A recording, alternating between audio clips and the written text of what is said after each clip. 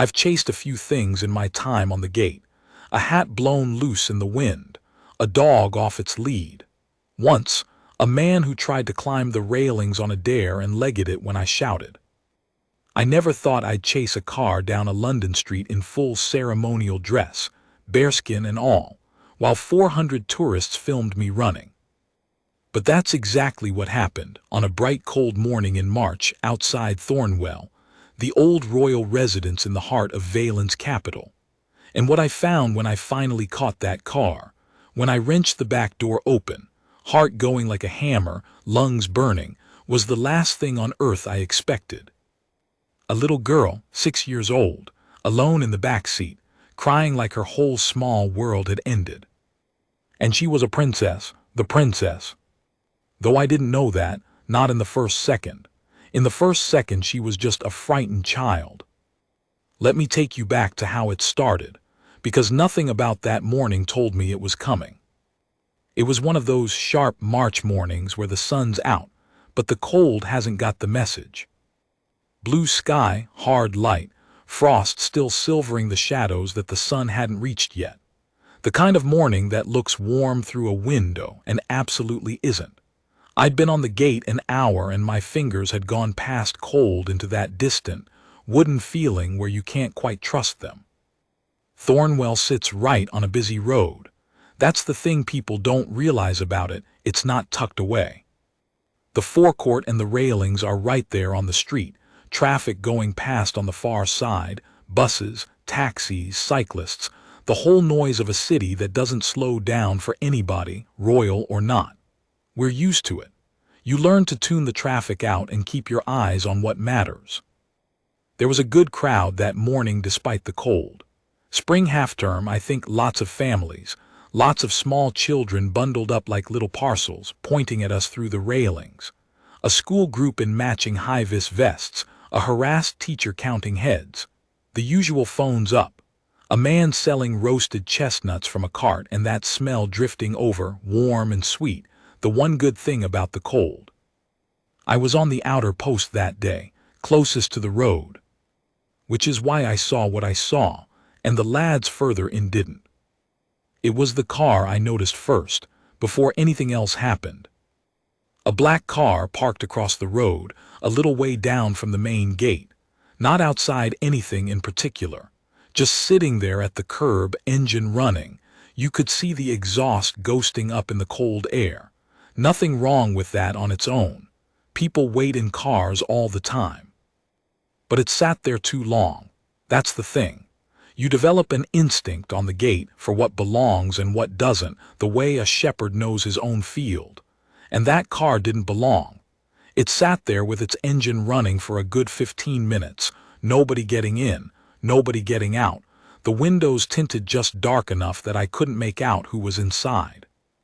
I clocked it. Filed it, kept it in the corner of my eye. That's all you can do, you can't leave your post over a parked car. And then a side door of the residence opened. Not the grand front. A small private door off to the side, the one the family actually use, away from the crowds. And a child came out. She was small, 6, maybe 7. In a red coat, I remember the red coat so clearly, bright against the gray stone. And she came out fast, almost running, the way upset children move, and there was a woman with her, hurrying behind, holding her hand, sort of half pulling her along toward the road. Now, I want to be careful here, because at the time I read it all wrong, the way you do. I saw a woman in ordinary clothes, not a uniform, not staff I recognized, leading a crying child quickly toward a waiting car with tinted windows and its engine running across a busy road. And in that first instant, my brain went somewhere ordinary. A nanny, a nursery run, a child having a tantrum about going somewhere. Children cry, adults hurry them. It's the most normal thing in the world. But something snagged, 2 things really. The first was that the child kept looking back, twisting round as she was pulled along, looking back at the door she'd come out of at the residence with this expression on her small face that wasn't tantrum. It was fear, real fear, the kind a child can't fake. And the second was the woman. She didn't move like staff. Staff at Thornwell move a certain way, unhurried, used to the place, used to being watched. This woman moved fast and low, head down, glancing about, the way a person moves when they don't want to be seen doing what they're doing. The hair went up on the back of my neck. The frost-cold morning suddenly felt very sharp and very clear. And then the woman opened the back door of that black car, and more or less put the child inside, not gently, quick. A hand on the head the way you do bundling a kid into a car. And the child's face, in that last half-second before the door shut, came round toward the railings. Toward the crowd, toward us, toward me. And she wasn't crying like a child who'd been told no. She was crying like a child who was frightened, and her mouth moved. I couldn't hear it over the traffic and the crowd, but I have replayed it 1,000 times, and I will go to my grave certain of what her lips made. Help! Here's the thing, nobody tells you about that uniform. You are not supposed to move. That is the entire point of you. You hold your post. The world can carry on around you and you stand, eyes front, a fixed point because that fixedness is the job, it's the meaning of the whole thing. People test it all day long. You don't break for any of it. And every rule, every hour of training, every instinct that uniform had pressed into me said, hold, it's not your call. There are protocols. Raise the alarm the proper way. Do not leave your post. But I'd seen a child's mouth make the shape of help. And there are some things that are bigger than the post. The car pulled out, fast into the traffic, the woman in the front now beside whoever was driving. And I want to be honest about this because it wasn't a clean, heroic decision. It was a half-second of pure instinct overriding 20 years of discipline I broke. I came off my post. I shouted to the nearest lad, black car, raise it now. And then I was through the pedestrian gate and out onto the pavement and I was running. In the bearskin, in the full kit, boots and all. You have no idea how that uniform is not built for running. The hat alone, the weight of it, the way it throws your balance, the chin strap biting in, the tunic tight across the chest, the boots with no give in them at all. I must have looked completely insane.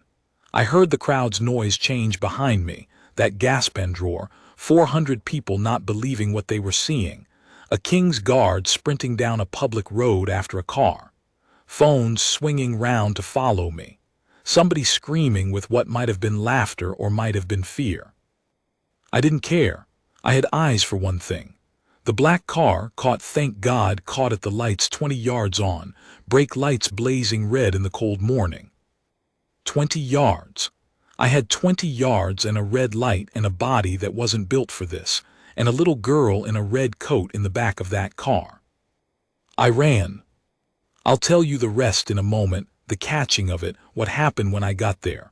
The woman, the driver, and the moment that black door came open, and I saw her face properly for the first time.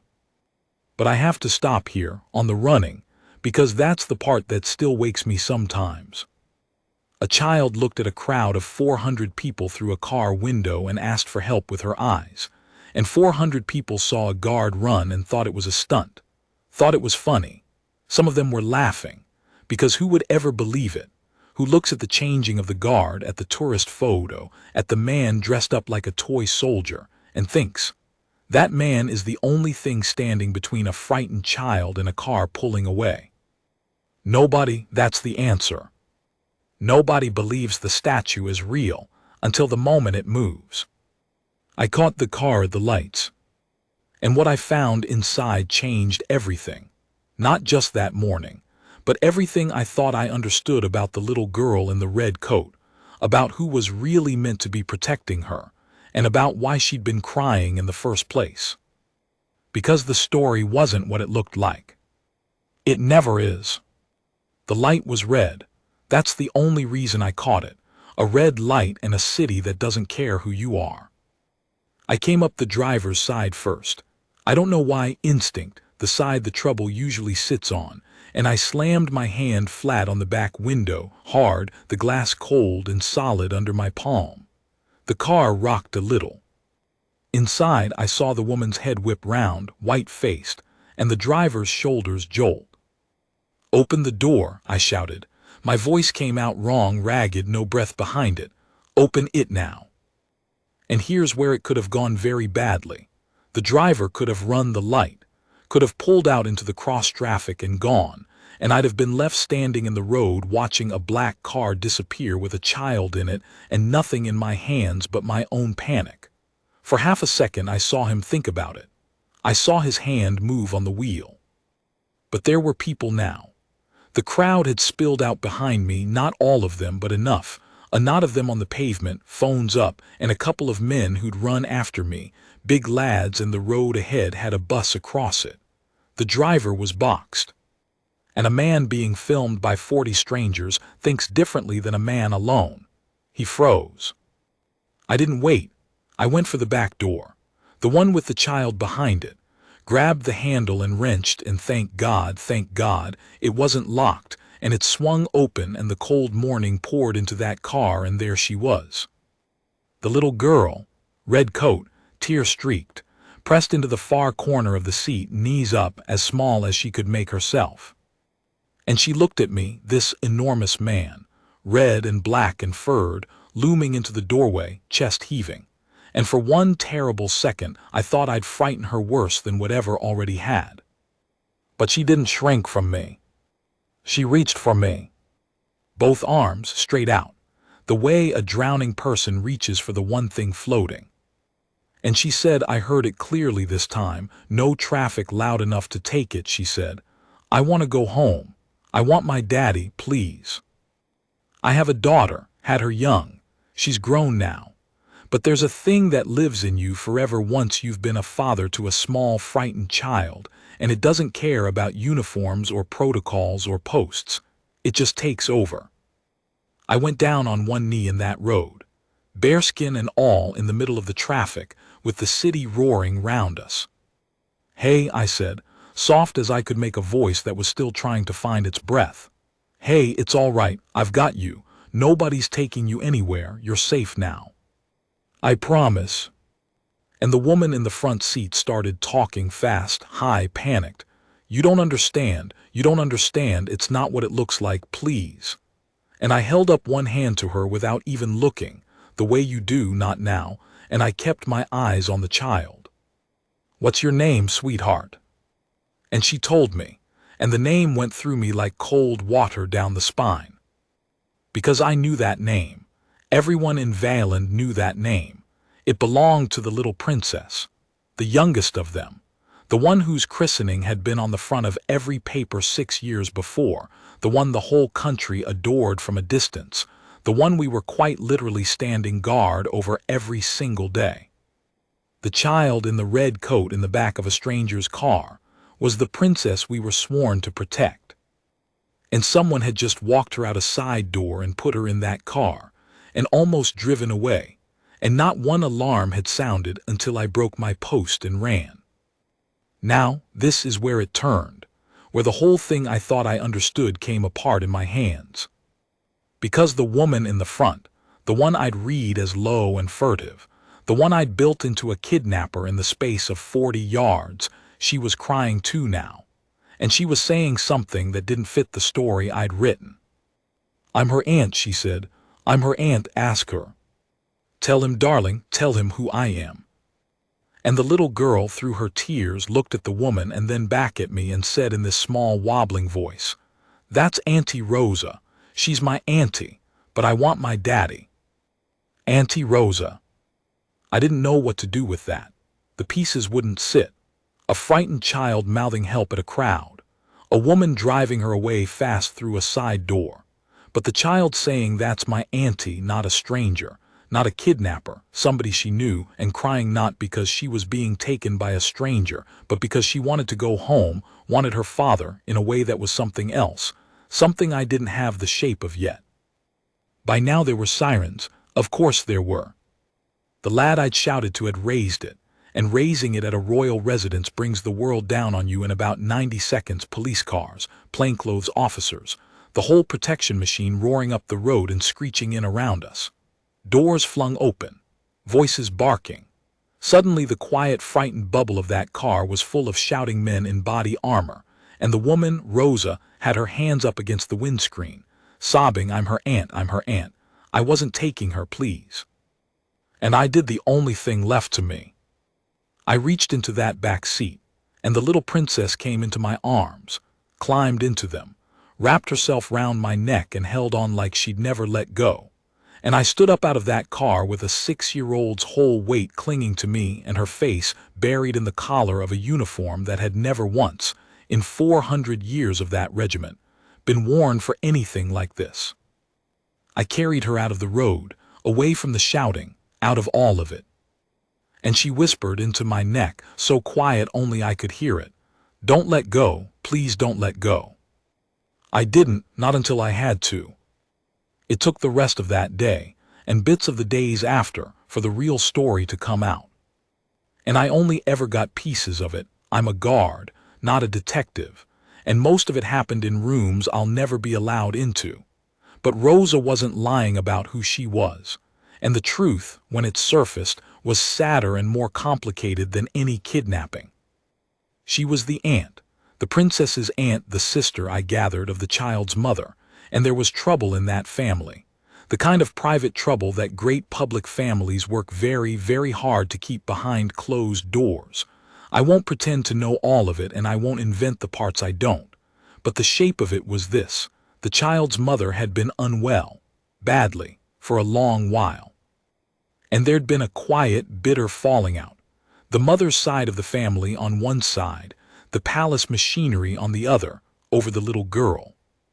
Over where she should be, over who got to see her, over whether the mother's own family were being shut out. And Rosa, frightened, grieving for a sister who wasn't herself anymore, convinced, rightly or wrongly, I never knew, that the child was lonely and missing her mother's family and being kept from them. Rosa had done a desperate, stupid, loving, terrible thing. She'd come to see the niece she adored on a visit that was allowed, and in a moment of pure broken-hearted impulse she'd decided to just take her, for the day, to her mother, to let a sick woman hold her little girl, not to keep her, not to harm her, just, she told them over and over, sobbing, just to take her to see her mum. It was wrong, catastrophically wrong. The kind of wrong that ends with sirens and your face on every screen in the country. You don't walk a princess out a side door, no matter your reasons, no matter your love. There are right ways to fight for a child, and that was about as far from one as you can get. But it wasn't evil. That was the thing that hollowed me out, once I understood. The villain I chased down the road wasn't a villain. She was a frightened woman who loved a little girl and a sick sister so much that she'd lost all sense. And the little girl in the red coat had been crying not because a stranger was taking her, but because she was caught in the middle of a war between the grown-ups who were all, every one of them, supposed to be on her side. I want my daddy, that's all she'd wanted. Not to be rescued from a kidnapper, just to not be in the middle of it anymore. Here's the part of it that I carry, though. The part that's actually about me, and about the uniform, and about why I'm even telling you this. When the dust settled, when the police had Rosa, gently in the end, once they understood, and the child was safe inside the residence with her father, who came down those steps 2 at a time. No dignity, no protocol, just a terrified dad running for his little girl. When all of it was over, I had time to think about the 40 yards. About the fact that a child of the realm, a princess, the most protected small person in the country, had been walked out a side door and put in a car and very nearly driven off into the city. And the thing that stopped it was not the protocols, not the protection officers, not the alarms, not the system that costs the country a fortune and exists for precisely this. It was a man on the outer post who happened to be looking at the road, who happened to have a daughter once, who happened to break every rule he had because a 6-year-old's mouth made the shape of a word he couldn't ignore. 40 yards, a red light, an unlocked door. If any one of those had been different, if I'd been on the inner post, if the light had been green, if that back door had clicked locked the way they usually do, I don't let myself finish the thought. It found her by accident. The whole machine missed her, and a tired guard caught her by luck and instinct in the last 40 yards. That kept me up for a long time, not the running, the nearly. And that's where the second part has to end. Because there was a reckoning coming after that day. Hard questions for the protection team about how it ever happened.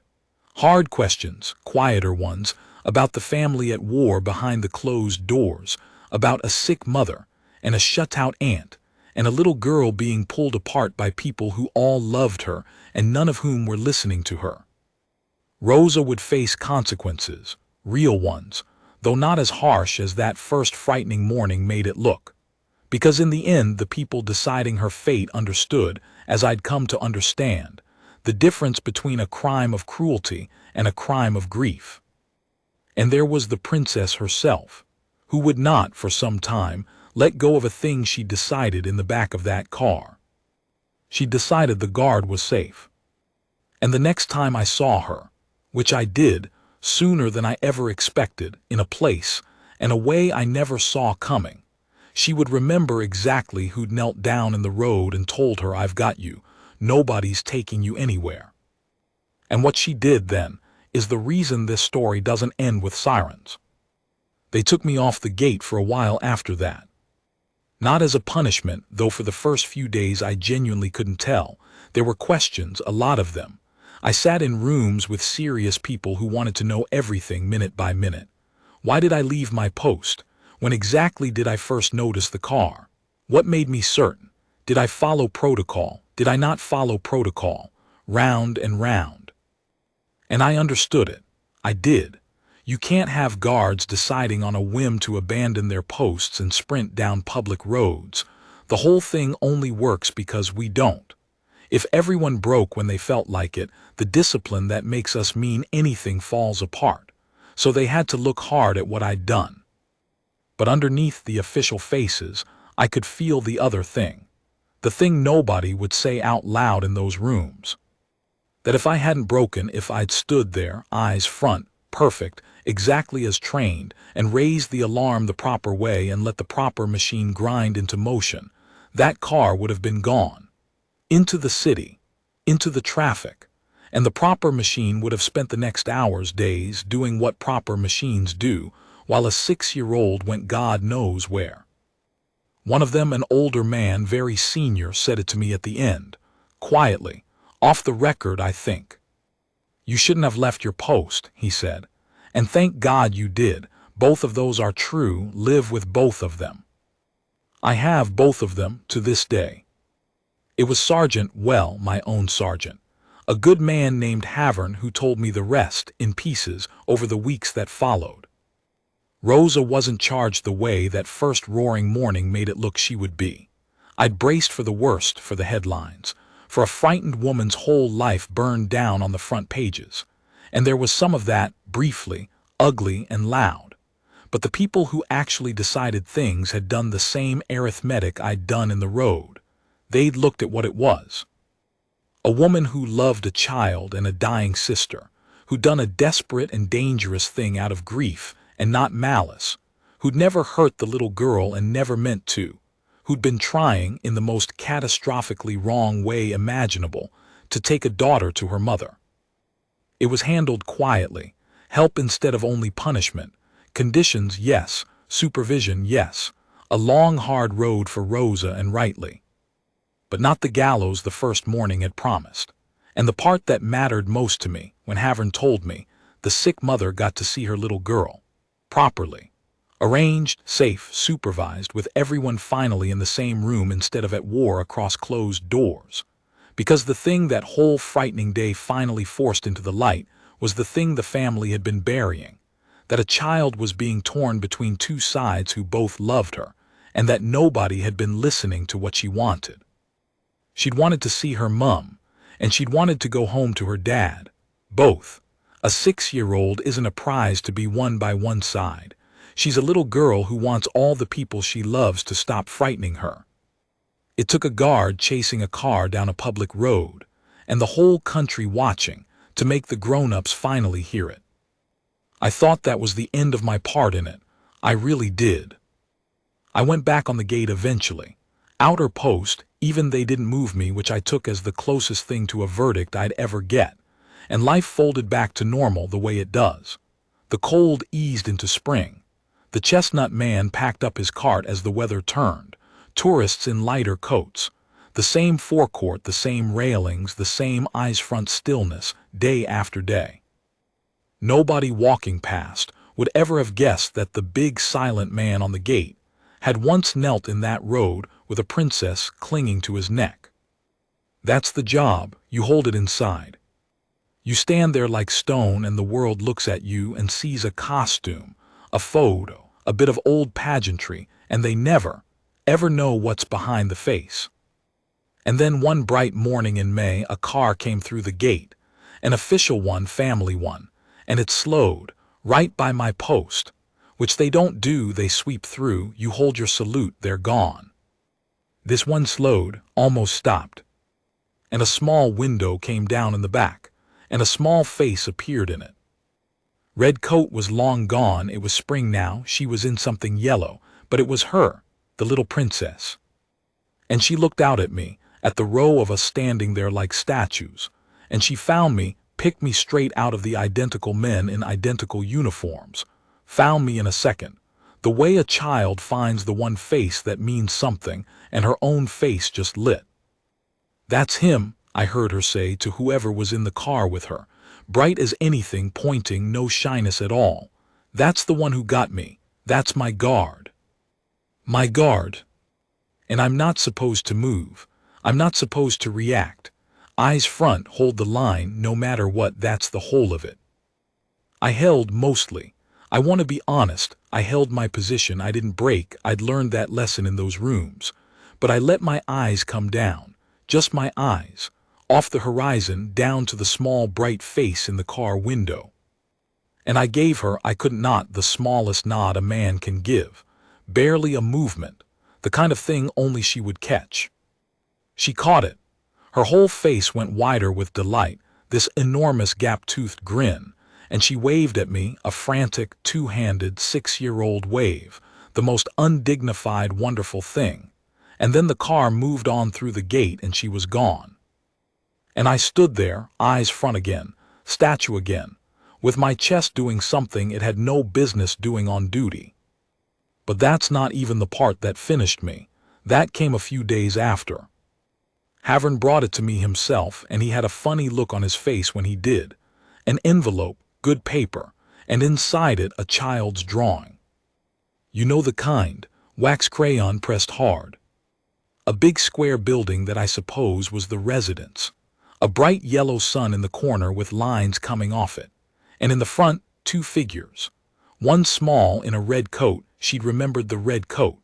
And one enormous one beside her, twice her height, in black and red, with a great mad scribble of black on top of his head that I understood after a moment was the bearskin. The big figure was holding the small figure's hand.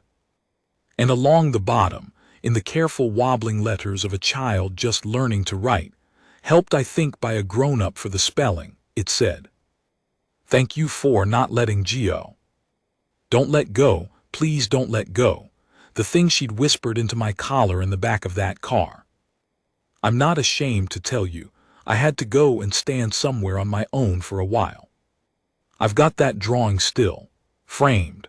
It's the only thing in 20-odd years of this job I've ever kept. And here's what I've come to think about all of it, standing on that gate in the years since.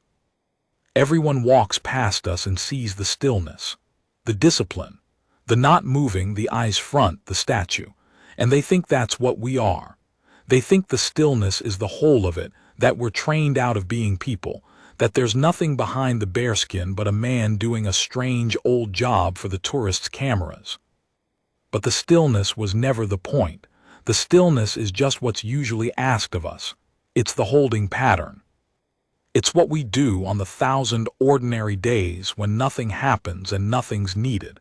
And the bravest thing is just to stand there in the cold and not flinch. The point, the actual point, the thing underneath the whole 400-year-old tradition of it, the point is that we're watching, that we're there.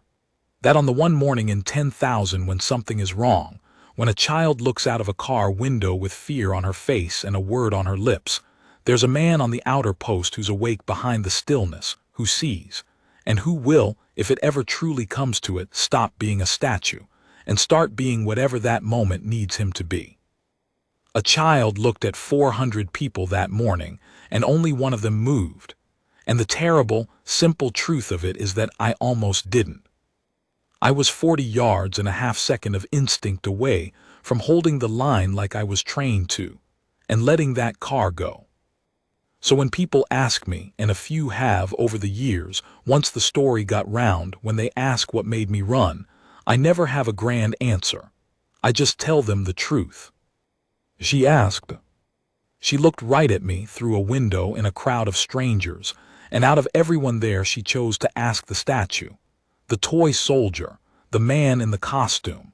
She decided in her fear that he was the one who'd come. And the only thing I'm truly proud of, in all my years on that gate, is that she was right. Nobody believes the statue is real until the moment it moves. And thank God, that morning it moved.